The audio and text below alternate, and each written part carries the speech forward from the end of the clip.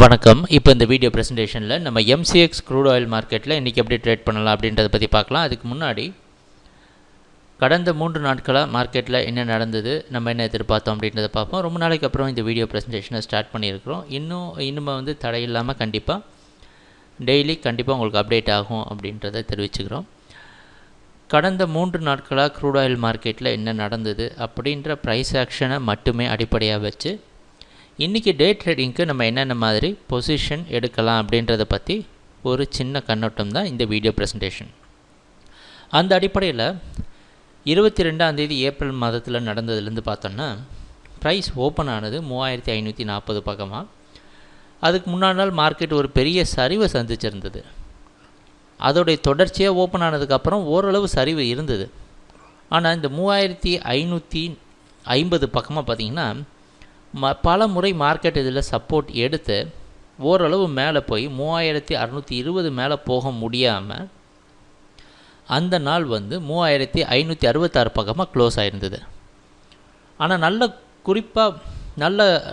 உன்னிப்பாக கவனித்து பார்த்தோன்னா மார்க்கெட் முதல் சரிவுக்கு அப்புறமா தொடர்ந்து அதோடைய லோ இன்க்ரீஸ் ஆகிட்டே இருந்தது. 3550 சப்போர்ட்டாக மெயின்டைன் பண்ணிட்டு வந்திருந்தது க்ரூட் ஆயில் மார்க்கெட்.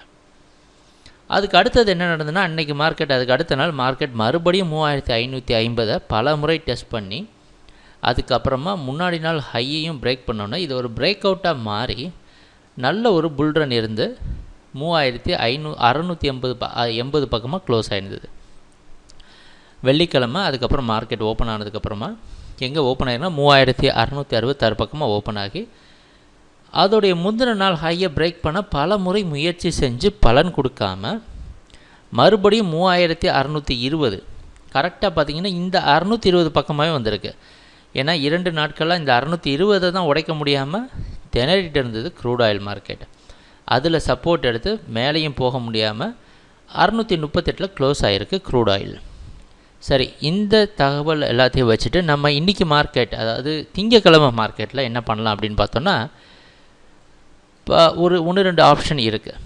அதாவது இங்கே கடந்த 23 க்ரூட் ஆயில் மார்க்கெட்டில் நடந்த இந்த ஒரு மிகப்பெரிய புல்ரன் ஒரு ஷார்ட் டேர்ம் பையிங்க்கு காரணமாகவோ உதவியாகவோ இருக்கணும் அப்படின்னா இந்த 3590 இருக்குது பார்த்திங்களா, இந்த சப்போர்ட் இது வரைக்கும் க்ரூட் ஆயில் பையிங்கில் தான் இருக்கணும்.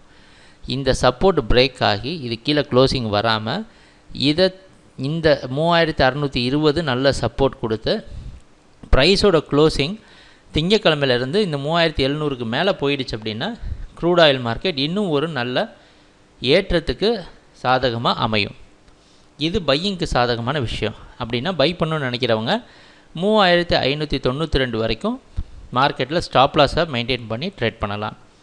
நிறைய பேருக்கு சந்தேகம் இருக்குது, எப்போவுமே ஸ்டாப் லாஸ் போடுறப்ப அடிக்கடி ட்ரிகர் ஆகிடுதுன்ட்டு. ஏன்னா இந்த ஜோன்லாம் ஒரு பையிங் ஜோன், இதுக்கு நடுவில் எங்கே போட்டாலும் ட்ரிகர் ஆகிறதுக்கான வாய்ப்புகள் தான் அதிகம் உண்டு. இல்லை க்ரூட் ஆயில் மார்க்கெட் அதோடைய பையிங்கு தொடர்ந்து கண்டினியூ ஆகாமல் செல்லிங்க்கு மாறணும் அப்படின்னா ப்ரைஸ் வந்து 3620 ரெசிஸ்டன்ஸ் எடுத்து 590க்கு கீழே க்ளோசிங் வந்தது அப்படின்னா மறுபடியும் 620 ரெசிஸ்டன்ஸை வச்சு செல்லிங்க்கு சாதகமாக மாறும். இந்த 2 வாய்ப்பும் தான் இந்த வாரத்தில் முக்கியமாக நம்ம பார்க்க வேண்டிய விஷயம். இந்த இடத்த கரெக்டாக பிக் பண்ணிட்டோன்னா கண்டிப்பாக நமக்கு இந்த வாரத்தில் ஒரு நல்ல ட்ரேட் என்ட்ரி கிடைக்கும் க்ரூட் ஆயிலில். அடுத்த டார்கெட் 3760 டார்கெட் பண்ணலாம். ஆனால் பையிங்க்கு சாதகமாக இருக்கிறது நல்லது. கடைசி 3 நாள் ப்ரைஸ் ஆக்ஷன் வச்சு பார்க்குறப்ப மார்க்கெட் பையிங்க்கே சாதகமாக அமைஞ்சிருந்தது. அதனால் முதல் ப்ரிஃபரன்ஸ் வந்து பையிங்க்கு கொடுத்துட்டு, அதாவது பையிங்க்கு சாதகமாக இருந்து மறுபடியும் மார்க்கெட் 590 பிரேக் பண்ணதுக்கு அப்புறமா திருப்பி செல்லிங்க்கு சாதகமாக மாறுறது ஒரு நல்ல ட்ரேடிங்க்கான முடிவாக இருக்கும். சரி, ட்ரேடிங் நடக்கிறப்ப பார்ப்போம் என்னென்ன மாற்றங்கள் வருதுன்னு. எங்கள் வீடியோ ப்ரெசன்டேஷனை தொடர்ந்து பார்த்துட்டு வந்ததுக்கு மிக்க நன்றி, மகிழ்ச்சி, வணக்கம்.